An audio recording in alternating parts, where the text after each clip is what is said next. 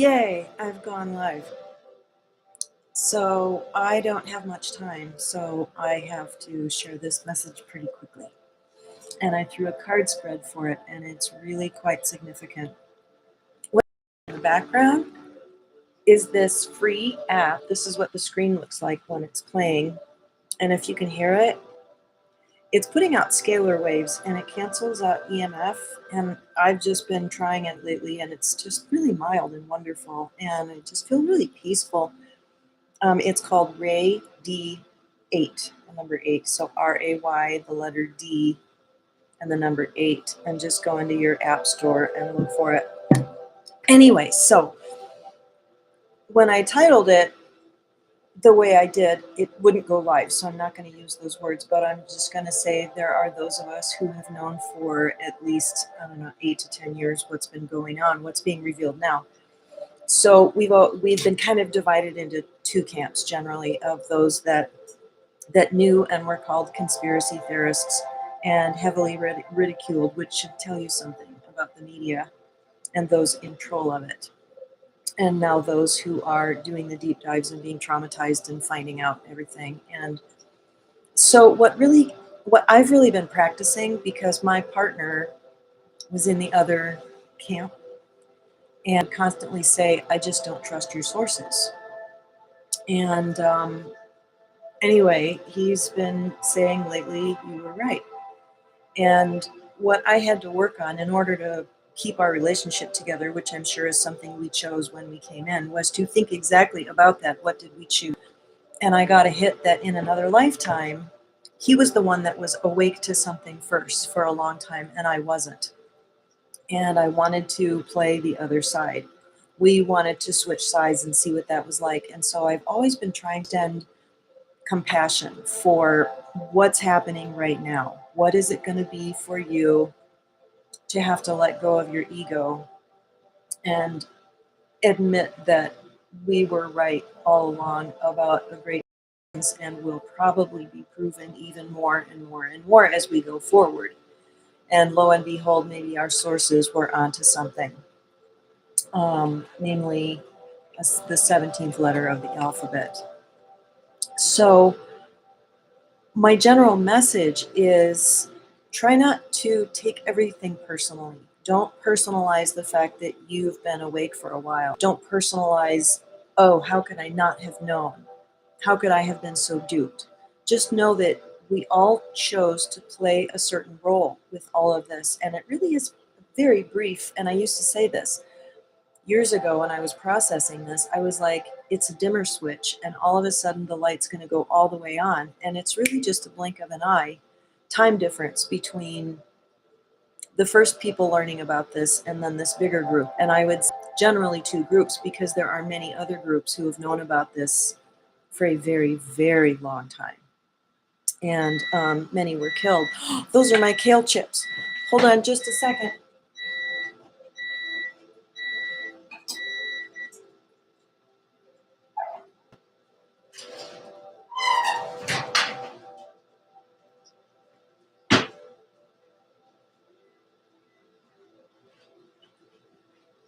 Yes, my husband got me a whole bunch of kale chips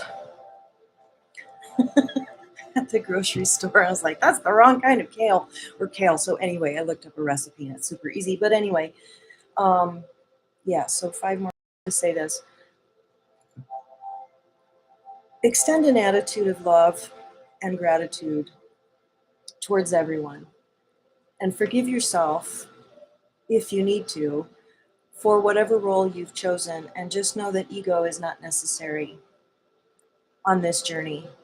And it is just what's coming out now is such a huge, booming, alarming megaphone that is saying everything else pales in comparison to the children, to the gross manipulation of an entire planet, to the deception, the enslavement, and the oppression of humankind, but especially the children and the harvesting from their suffering. And we won't go into all the things that means, because it's very terrible. But just know that You know, if you are in the group that is awakening and becoming aware of these, don't get stuck on any particular point or individual, because now that the dark has lost control over the cork coming out of the bottle, over the dam breaking, they will do anything to take your attention away from the most critical, big,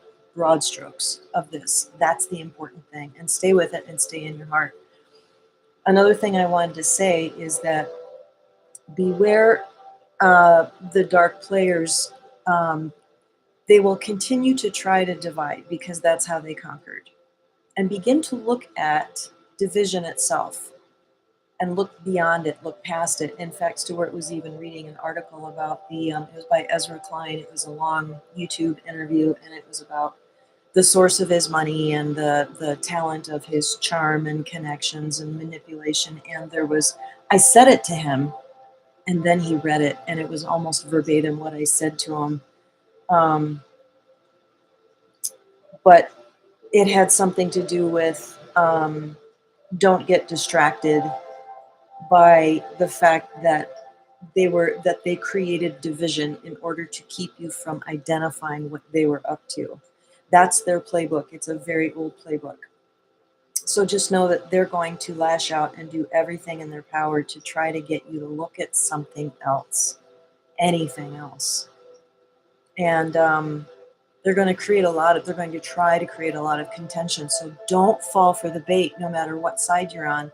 I can feel these energetic hooks out there, this person or that person or this issue or that issue. And they just want us to fight so that we don't see what's going on. But it's too late for that. So the reading that I did was very guided when I laid out each card. The very first card is the 10 of Diamonds. And this is the ultimate connectivity of everyone to everyone else, because it sits in the very center of the deck. That's the big picture that's happening, is a unification, a values-based unification. The card right in the middle, 4 of Diamonds. I think this is about hold on to your seat, have a really firm foundation, and come back to your core values, even if there's just a couple of them that we share as an entire planet. There is one that we hold so dear that even in jails, the worst of the worst will kill someone who is guilty of this because of the foundational values. Let that unify us. And then the result is, this is spiritual initiation. This will open doors that are beyond just becoming aware of this planet. It will open spiritual doors and more doors and a larger and larger and larger perspective, which will change you, probably to a more spiritual being, and aligning with higher spiritual sources and becoming more devoted and dedicated to that, and recognizing those that are trying to tell you that they don't exist, or that's all right-wing Christian extremism. Think about that. That movement was right about a lot of things, so they had to co-opt it and make it look ridiculous. And then all the media, all the movies, everything, do they ever show a Christian in a positive light? Why is that? And who owns the media? Just Google it. Who owns the majority of media entertainment in the world? You might be surprised at the answer you get. Not going to tell you here, because it's that concerning. This is the bigger picture being revealed, and your perspective, huge, global, galactic, spiritual, multidimensional openings are possible now. And then the card at the very top, I was told to throw this. It was sticking out of the deck, and they're like, put that one right there at the top. This is the great unveiling. This card represents everything that is beyond the veil.